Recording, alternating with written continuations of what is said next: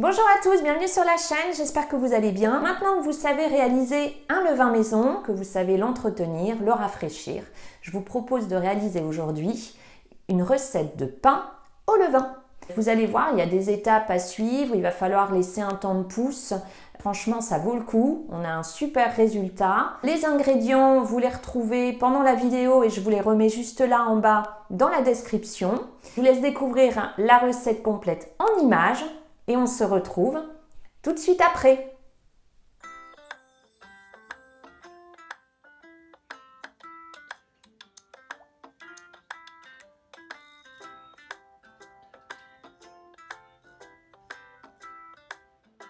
Je commence par verser la farine dans la cuve du robot.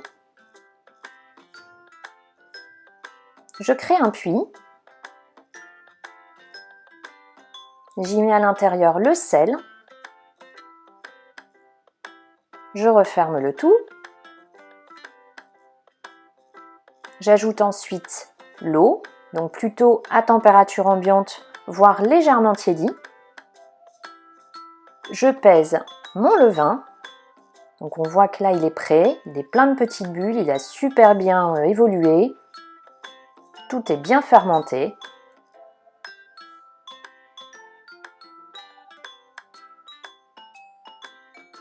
Et je commence à pétrir. Je peux faire la recette à la main sans problème. Avec le robot, je pétris pendant 10-15 minutes. Donc le levain, je l'ai utilisé après l'avoir rafraîchi 3-4 heures avant.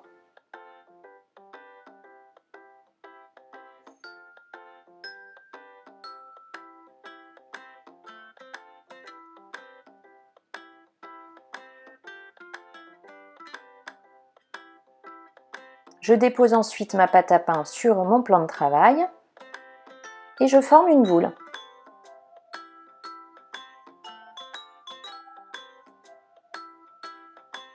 Je peux fariner un peu, je la forme bien.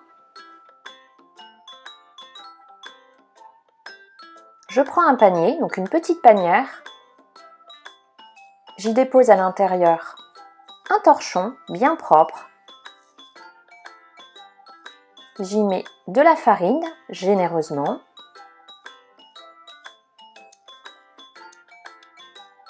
J'y dépose mon pâton. Je remets de la farine sur le dessus. Et je le recouvre, donc l'enferme bien avec le torchon. Si vous n'avez pas de panier, vous pouvez le faire sans, évidemment.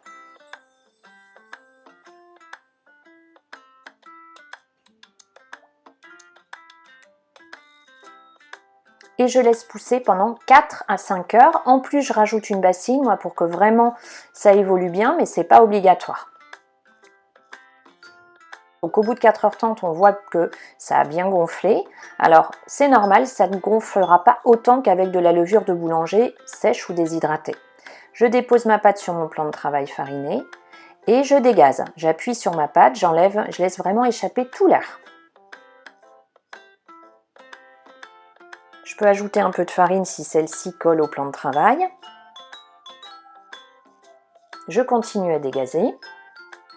Et ensuite, je rabats les côtés à l'intérieur de mon pâton et je forme une boule.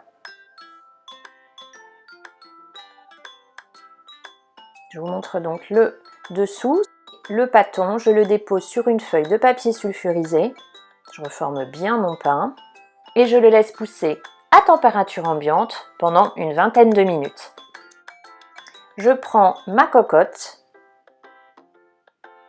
C'est vraiment la meilleure solution que j'ai trouvée pour faire cuire un pain pour une croûte vraiment croustillante. Et je préchauffe mon four à 240 degrés en y mettant la cocotte. Quand le four est chaud, donc je viens grigner. Donc j'entaille, je fais des petites incisions dans mon pain. Ça va lui permettre de bien évoluer, bien se développer à la cuisson. J'y verse un peu de farine. Je le dépose délicatement dans ma cocotte bien chaude. Je mets le couvercle. Et j'enfourne pendant 25 minutes à 240 degrés. Au bout des 25 minutes, je regarde comment ça évolue. On a un super beau pain. Je le remets 5 minutes parce que je l'aime bien doré, bien croustillant sur le dessus, donc je le remets 5 minutes à 240 degrés toujours. Et ensuite, je le dépose sur une grille pour le laisser refroidir tranquillement.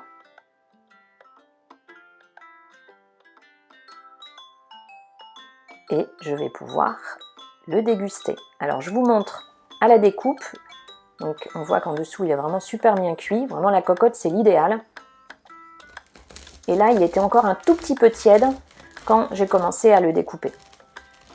Alors, comme sur la vidéo de mon pain classique, sans le levain, je vous avais dit que vous pouviez utiliser une cocotte, donc également en pyrex, en verre. Bon, il y a une casserole qui se met au four.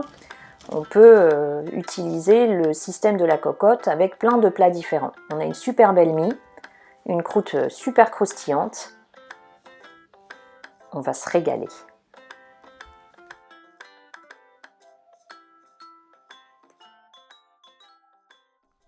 Alors maintenant, vous savez tout, c'est à vous. Vous allez pouvoir réaliser votre pain au levain.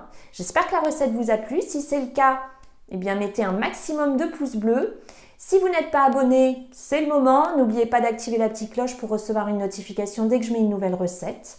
Vous pouvez toujours me suivre sur Instagram et sur Facebook. Vous me retrouvez également sur campmargotpâtisse.com. J'espère pour vous que tout se passe bien, que vous allez bien. Et je vous dis à très vite avec la prochaine recette. N'hésitez pas à m'indiquer en commentaire si vous avez des envies particulières. Et surtout, prenez soin de vous.